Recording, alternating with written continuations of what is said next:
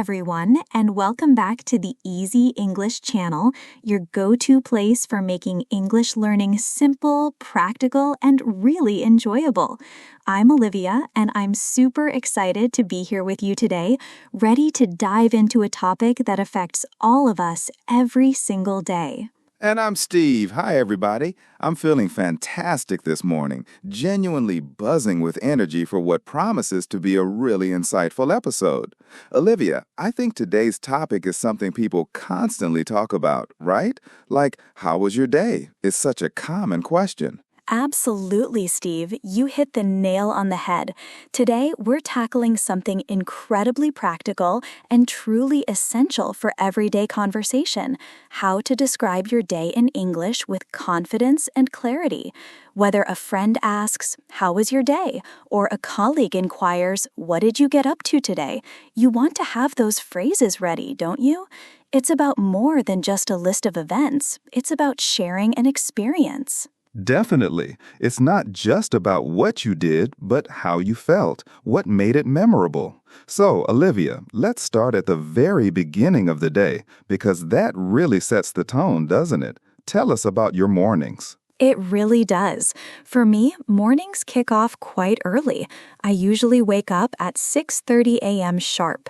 As soon as my alarm rings, and I mean immediately, I make myself get out of bed. There's no hitting snooze for me. First thing, I head to the kitchen and drink a big glass of water, which just feels like a natural reset. Then, and this is crucial for my energy, I put on my running shoes and go for a short run. It really helps me feel awake, focused, and ready to tackle whatever the day throws at me. After that, it's a quick shower, and then I start getting ready for work. Wow, 6:30 a.m. and straight out of bed. That's impressive, Olivia. My routine is, well, a little less immediate. I typically wake up around 7 a.m., but I don't exactly spring out of bed right away. My first move is usually to check my phone for a few minutes. I'll quickly scroll through emails, catch up on the latest news headlines, just to get a sense of what's happening in the world before I fully engage. Then I head straight to the kitchen for breakfast.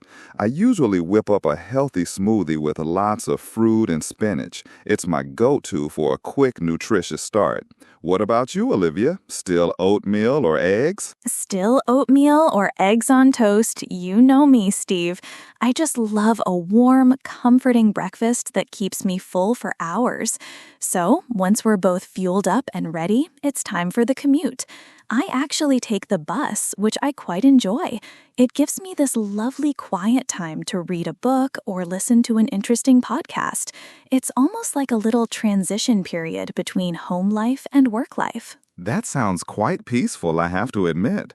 I drive to work, which can be a bit of a mixed bag, to be honest. While I appreciate the flexibility, traffic can sometimes be incredibly stressful, especially if I hit it at peak times. I try to make the most of it by listening to my favorite music or an audiobook, but there are definitely days when I wish I had your calm bus ride, Olivia. I can imagine. It's all about finding those little pockets of calm. So, once we finally arrive at work, that's when the day really ramps up and gets busy. For me, I always start by checking my to-do list. I find it so helpful to prioritize and focus on my most important tasks first. It really sets the tone for a productive day, making sure I tackle the critical things before anything else. Yeah, that's smart, Olivia. I have a similar approach, but I tend to gravitate towards completing the more difficult or challenging projects in the morning. I find my mind is just fresher, you know? My concentration levels are at their peak, so it's the best time to really dive deep into complex problem solving. We also often attend various meetings or brainstorming sessions in the morning, which are great for sharing ideas and collaborating, but they do require a lot of mental energy. Absolutely. Those sessions can really get your brain working. After a productive morning like that, we definitely need a good lunch break. I usually bring a salad or a sandwich from home, which is great because it's usually healthier and helps me save a bit of money too. Plus, I know exactly what's in it. Definitely. That's a really disciplined approach, Olivia. I, on the other hand, often enjoy venturing out for lunch. I'll head to a nearby cafe with some colleagues. It's not just about the food, though their wraps are fantastic. It's also a great opportunity to socialize, catch up, and just step away from my desk completely. Taking a real break is so important, isn't it? It helps you recharge, clear your head, and come back to your work feeling refreshed. It truly is vital for productivity.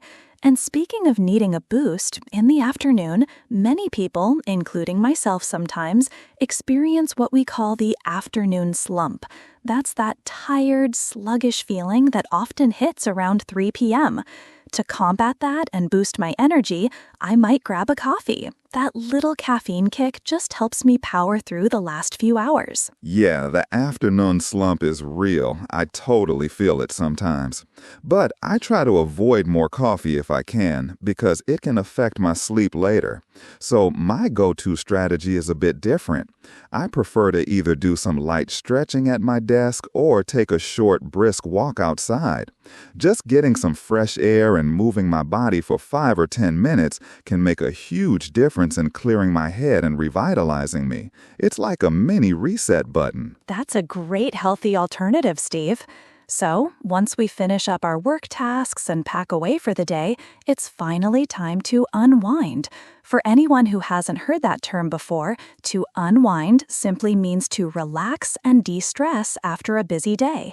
For me, that often involves cooking a delicious dinner or settling down with a good book. It's my way of disconnecting from work and focusing on something enjoyable. I'm with you on that, Olivia. Unwinding is crucial for mental well-being. My methods are a bit more active sometimes. I might head to the gym for a workout to burn off any lingering stress, or just put on some great music and relax on the couch.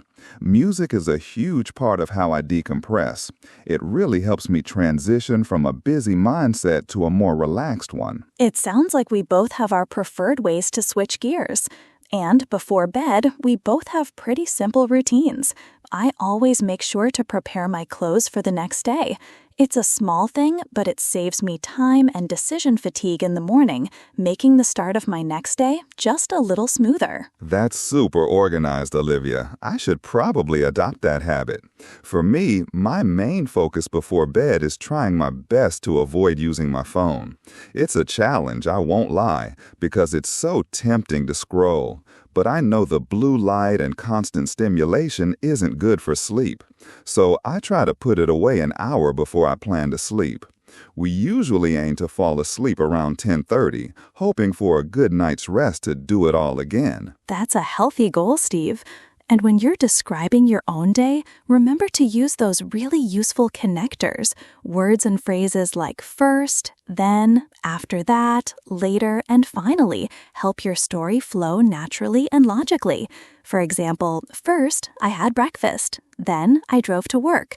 After that, I checked my emails. See how it builds? Exactly. And don't forget to talk about your feelings, too. It makes your story so much more engaging and relatable. Were you productive, maybe a bit stressed, or feeling super excited about something? Adding those emotions really brings your day to life.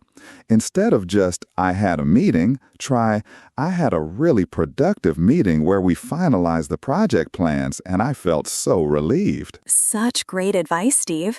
It transforms a simple account into a vivid narrative. So now we'd love to hear from all of you. What was the absolute highlight of your day today, or perhaps yesterday? And how do you usually relax and unwind in the evening after everything is done? Share your routines and experiences with us. We love hearing how you all manage your busy days and find those moments of calm. Thanks so much for listening to the Easy English channel. We hope this episode helps you confidently share your day in English. I'm Olivia. And I'm Steve. We'll catch you next time.